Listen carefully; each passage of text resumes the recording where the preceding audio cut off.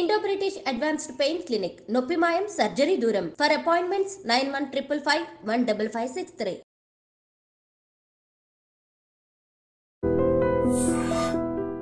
అందరికీ నమస్కారం. నేను మీ ఆయుర్వేద డాక్టర్ చిట్టిపొట్ల మధుసూదన శర్మని. మనం ఈ వీడియోలో కాళ్ళ పగుళ్ళకి చక్కటి గృహ వైద్యం అనేటువంటి అంశాన్ని గురించి తెలుసుకోబోతున్నాం. ఈ కాళ్ళ పగుళ్ళు లేదా పాదాల భాగంలో వచ్చేటువంటి పగుళ్ళ సమస్య చాలామందిని వేధించి పీడించి మరి రకరకాలైనటువంటి అసౌకర్యాలకు గురి చేస్తుండేటువంటి పరిస్థితి ఏర్పడుతూ ఉంటుంది. అసలు ఈ పగుళ్ళు వచ్చేందుకు కారణాల గురించి మనం స్థూలంగా ఆలోచించినట్లయితే ఎక్కువ శాతం మందిలో చలికాలంలో ఎక్కువగా వస్తుంటాయి. వాతావరణంలో తేమ శాతం తక్కువగా ఉంటుంది. ఆ తేమ శాతం తక్కువగా ఉండడం చేత మన శరీరంలో ముఖ్యంగా చర్మంలో ఉన్నటువంటి నీటి శాతము వాతావరణం పీల్చుకోవడం చేత పొడి పొడిగా తయారయ్యి ఆ పగుళ్ళు ఏర్పడేటువంటి పరిస్థితి ఏర్పడుతూ ఉంటుంది. అదేవిధంగా రెండవ కారణంగా కొంతమందికి వంశపారంపర్యంగా వస్తూ ఉంటుంది. అంటే సీజన్తో ఎలాంటి నిమిత్తం లేకుండా చలికాలం కానివ్వండి, వేసవికాలం కానివ్వండి, వర్షాకాలం కానివ్వండి, ఏ కారణం అయినప్పటికీ మరి పెద్దలకు ఆ యొక్క సమస్య ఉన్నప్పుడు కొంతమందిలో వంశపారంపర్యంగా మరి ఆ యొక్క కుటుంబాల్లో ఉన్నటువంటి ఆ సంతానానికి కూడా కలుగుతూ ఉంటుంది. ఈ యొక్క సమస్య కొంతమందిలో ఉంటుంది. ఇంకొంతమందిలో డిటర్జెంట్స్, ఈ సబ్బులు ఇలాంటివి ఎక్కువగా వాడేటువంటి వాళ్ళల్లో ఈ యొక్క పగుళ్ళు వచ్చేటువంటి పరిస్థితి ఏర్పడుతుంది. అంటే చర్మం పగిలిపోతుంటుంది అన్నమాట. ఇది కారణం ఏమంటే ఈ డిటర్జెంటు, సోపులు వీటి ఉన్నటువంటి ఈ యొక్క రసాయన పదార్థాల ప్రభావం చేత చర్మం మీద ఉన్నటువంటి లిపిడ్ పొర దెబ్బతిని దానివల్ల ఆ యొక్క చర్మం పగుళ్ళు ఏర్పడుతుంటాయి.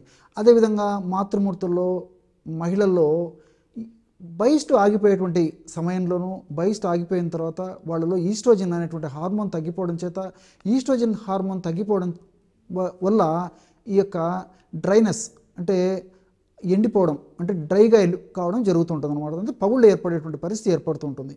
ఇలా ఆడవాళ్ళలో మరి బహిష్టు ఆగిపోయే దశలో ఉన్నటువంటి వాళ్ళలో కానీ బహిష్టు ఆగిపోయినటువంటి వాళ్ళలో కానీ కొంతమందిలో కలిగేటువంటి పరిస్థితి ఏర్పడుతూ ఉంటుంది.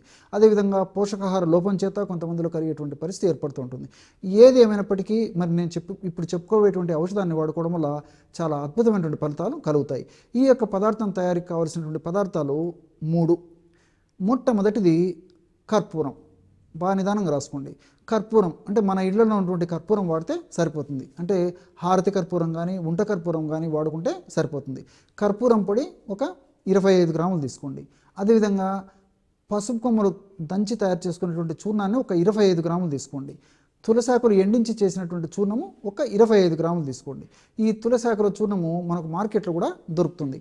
ప్రామాణిక కంపెనీ వాళ్ళు తయారు చేసేటువంటి చూర్ణం దొరికేట్లయితే ఆ చూర్ణం తెచ్చుకొని వాడుకున్నా సరిపోతుంది.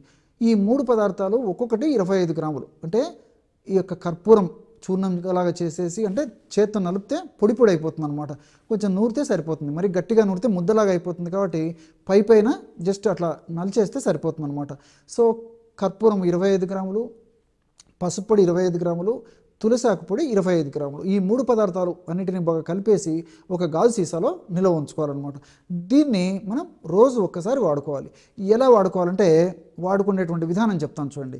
రోజు ఒక్కసారి ఉదయం కానీ సాయంత్రం కానీ రాత్రి కానీ ఏదో ఒకసారి ఒక టబ్బు గోరువెచ్చని నీళ్ళు తీసుకోండి.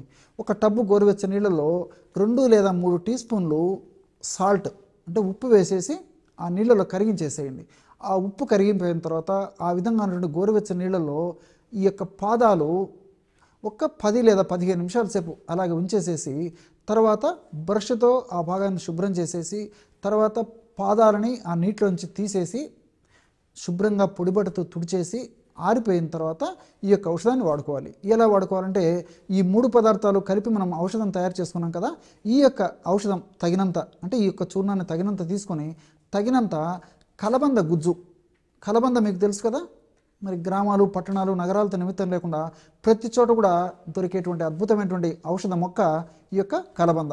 కాస్త కలబంద గుజ్జు అంటే కలబందను మనం చూసినప్పుడు పైభాగం అంతా ఆకుపచ్చ రంగు ఉండి లోపల గుజ్జు ఉంటుందన్నమాట. తగినంత గుజ్జును తీసుకొని తగినంత ఈ యొక్క పొడిలో కలిపేసేసి చక్కటి క్రీమ్ లాగా పేస్ట్ లాగా తయారు చేసుకోవాలి.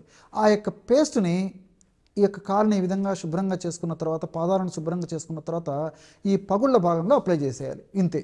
ఈ విధంగా అప్లై చేసేసి ఒక గంట ఆగిన తర్వాత బట్టతో తుడిచేసినా సరిపోతుంది.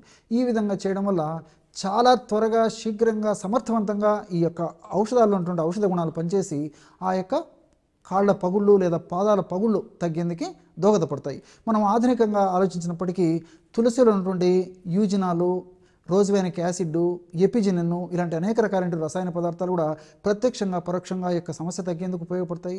అదేవిధంగా కర్పూరంలో ఉన్నటువంటి క్యాంఫరాల్ అనేటువంటి పదార్థం కూడా ఈ యొక్క సమస్య తగ్గేందుకు ఉపయోగపడుతుంది. మూడవ పదార్థంగా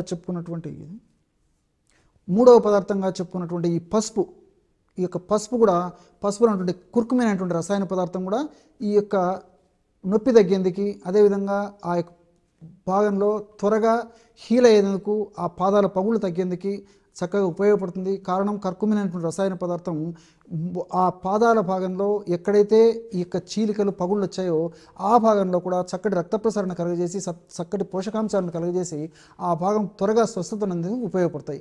కాబట్టి కర్పూరంలో ఉన్నటువంటి రసాయన పదార్థాలు, తులసిలో ఉన్నటువంటి రసాయన పదార్థాలు, పసుపులో ఉన్నటువంటి రసాయన పదార్థాలు, ఈ పదార్థాలన్నీ కూడా ఈ యొక్క కాలి పగుళ్ళకి చాలా చక్కగా ఉపయోగపడతాయి. అంతేకాకుండా కలబంద గుజ్జులో కూడా ఎపిటిన్ అనేటువంటి యొక్క రసాయన పదార్థాలు, ఎమోటిన్ అనేటువంటి రసాయన పదార్థము, ఎపిటిన్ అనేటువంటి రసాయన పదార్థము, ఇలాంటి రసాయన పదార్థాలు నొప్పిని తగ్గించేందుకు ఉపయోగపడతాయి అన్నమాట. అంతేకాకుండా ఈ బ్రాడికైనేజ్ అనేటువంటి రసాయన పదార్థం కలబందలో ఉంటుంది. కాబట్టి ఈ బ్రాడికైనేజ్ అనేటువంటి రసాయన పదార్థము యాంటీ ఇన్ఫ్లమేటరీ ఏజెంట్గా పనిచేస్తుంది. అంటే పగుళ్ళ భాగంలో ఇన్ఫ్లమేషన్ ప్రక్రియ జరుగుతుంటుంది. కాబట్టి ఇన్ఫ్లమేషన్ ప్రక్రియ నిరోధించేందుకు కూడా ఈ కలబందలో ఉన్నటువంటి ఈ బ్రాడికైనేజ్ అనేటువంటి ఎంజైమ్ ఉపయోగపడుతుంది. మరి ఈ పదార్థాలన్నీ కలిపి కూడా మనం ఈ పద్ధతిలో వాడుకుంటున్నాం. కాబట్టి శాస్త్రీయంగా కూడా చాలా చక్కగా పనిచేసినట్లు మనకు అవగతం అవుతూ ఉంటుందన్నమాట. శాస్త్రీయంగా మనం ఆలోచించినప్పటికీ ఈ యొక్క ఔషధాలు ఉన్నటువంటి ఈ ఔషధ గుణాలు చాలా చక్కగా పనిచేసినట్లు మనకు ద్యోతకం అవుతుంది. చూసారు కదా ఎటువంటి సులువైనటువంటి ఔషధ యోగాన్ని ఈ కాళ్ళ పగుళ్ళు తగ్గేందుకు మీరు ఈ వీడియోలో తెలుసుకున్నారో. మరొక వీడియోలో మరొక అంశంతో మళ్ళీ కలుద్దాం. అంతవరకు నమస్కారం. మీ చిట్టిబట్ల.